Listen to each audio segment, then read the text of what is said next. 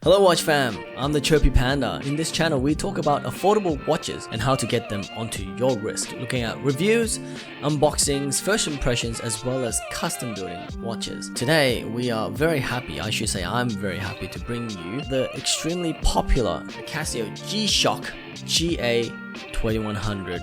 This is the black with the white indexes and the hand edition. This is the GA-2100-1AER Octagon series wristwatch. The unboxing and first impressions is coming right up after this intro.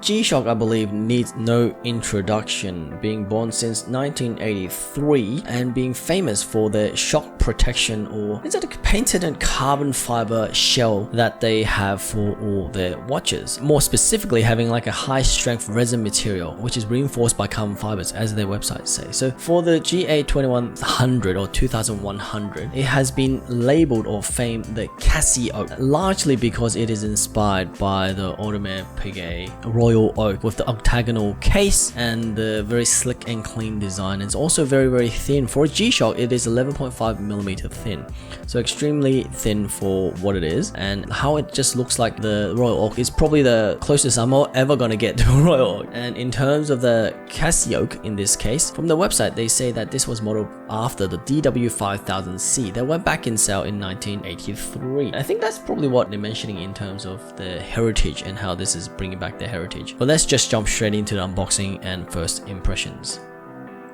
Hi guys, welcome back. So in front of me is the GShock CasiOak, specifically the GShock GA-2100 or 2100. So this is the G-Shock that most people are, hampering on about, looking like the Royal Oak for, is it Audemars Piguet? I can never pronounce it properly. Audemars Piguet. Anyways, so this is my unboxing and first impression, so let's crack open the box. Inside here is, the Casio, what is this? Probably the instruction menu. This is the warranty card, isn't it? International warranty card from G-Shock. Very simple box, it's unlike most of the other boxes that I get from, the different brands. Now let me put this aside here. This is obviously the hero, the star of the show, the G-Shock, since 1933, sorry. 83? 1983, my bad. A little bit of a protective foam in here. And here we have it. The elusive CasiOak. Now this version is a black case that I got. And voila, that looks absolutely stunning. A lot of people get the stealth edition where all the indexes and the hand, everything is basically just blacked out. But I kind of prefer this white dial, and then obviously it's got a little bit of, oh wait, it doesn't have lume, my bad. I think it's not lume, it's the backlight. Does it actually backlight? I'm not sure if it's like. So this little window, it's got like a world timer, it's got a stopwatch, alarm system multiple times. On the left hand side, it's got a day complication. Yeah, day complication, but obviously as a G-Shock, anything you would want in a watch is probably in it. So, but we're not really buying that G-Shock for that. We're buying it for the octagonal case design that mimics the Royal Oak. And mimic it does. I don't think it did it on purpose, or at least to my understanding, but it is absolutely stunning. So let me just take this off so that I can open it up a little bit. So the model number for this is GA-2100 1AER for those that is interested. The model numbers are so convoluted sometimes that I don't even bother sometimes. And it's nice and flexible resin so far. So let's run over the specs of this thing. This is the G-Shock CasiOak GA-2100. The case width, so I would say it's a case diameter, you can call it this because it is, oh, so is it zooming in? Case diameter is 45mm, but the lug to lug for some reason, so I would say it's from here to the top of the case there, is 47mm. Thickness is 11.8 millimeters, it has a mineral crystal, which is, I guess, normal for most, if not all, G-Shock watches, with a 200 meter water resistant. And obviously it's got the GShock quartz movement inside, and it's got the shock resistant resin casing. On the back here, it is, as we know, the proprietary carbon core guard. So underneath this resin being just basically plastic, here is basically the resin core, but inside it is the carbon fiber kind of actual case, and in there obviously is the movement. So that's what protects it. And as we know, this is extremely sturdy. Now, these type of straps actually have a quick release by the looks of it. So what I have done, and I'll make another video of, is that I've bought a kind of metal, you can call it a Mibiki Royal Oak case, just so I can see if I can change it up and how the style will look. But honestly speaking, just in the resin and the plastic, it looks really good. The other thing that I find surprising is the strap itself is actually very malleable, as you can see here. It's extremely different to what normal G-Shock is, where it's actually very, very tough. Having said that, this part looks like it's clipping in a little bit, this little edge part, as do G-Shock, but I believe this will probably wear a lot better than most other G-Shocks. Now, I don't know why, but oh, there we go. The light is not a backlight. I think it's like a light that comes on the side. If I can just show you guys, can you see that light?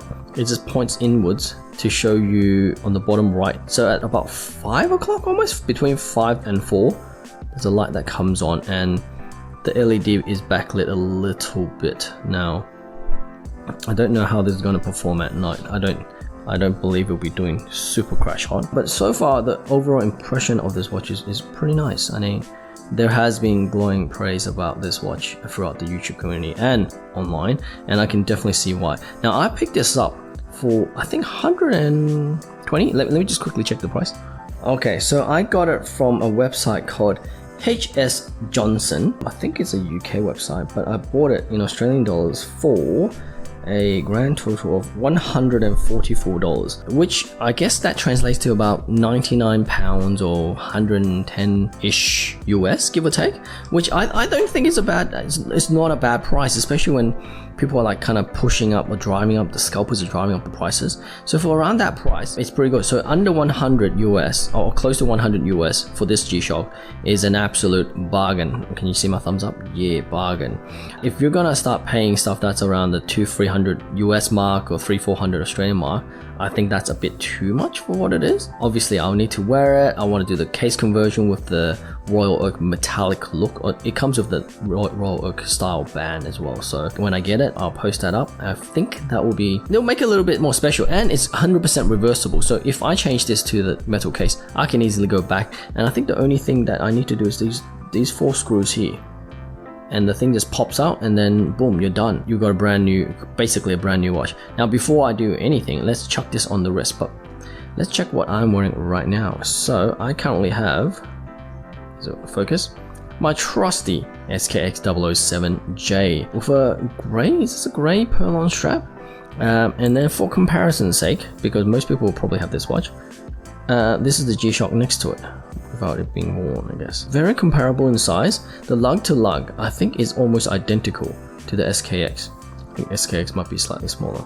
So this lug to lug is 48, the G-Shock. I forgot what the SKX is, but you can see that it's actually pretty comparable. In terms of the thickness, it's actually thinner. Maybe because of the pearl-on strap, but it feels thinner than the SKX. So I'm going to put it on and give you a wrist roll. Be right back. And here we have it. Wow, this watch is extremely comfortable. I think I'm wearing a slightly tight, I can probably see it's slightly tight, but you know, it is actually really comfortable and surprisingly light. I know G-Shocks are like resin / plastic, but this one feels extremely light and thin. Can you see how thin it is? 11.8 millimeters. It's almost like it's not a G-Shock size. I have 6¼ inch wrist, if you're wondering. So if you're kind of worried about the size of a G-Shock on you, I say don't worry, man. I say go for it.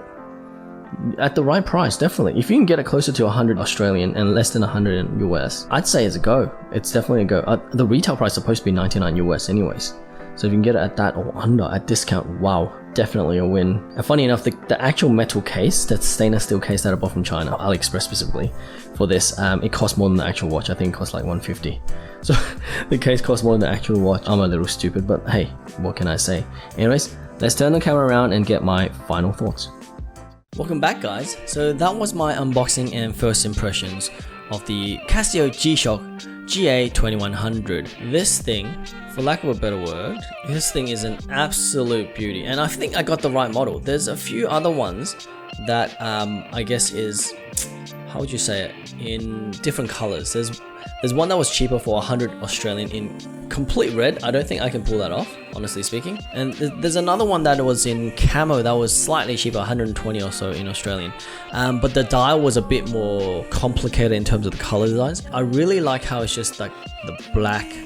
It's almost like a kind of light grayish color, to be honest. It's not pure black. A very light gray to white kind of accents throughout it. It is very hard to read the digital screen. I probably should have mentioned that during the impressions, largely because I was looking through the screen, but now that I'm looking at it with the light, it's a little bit better. But I don't think you're going to be using a lot of those stopwatch or world time or alarm system, maybe an alarm, but those type of modes. It's purely because, let's be honest, I bought this, number one, because it looks sexy. Look at this. You're telling me that's not sexy?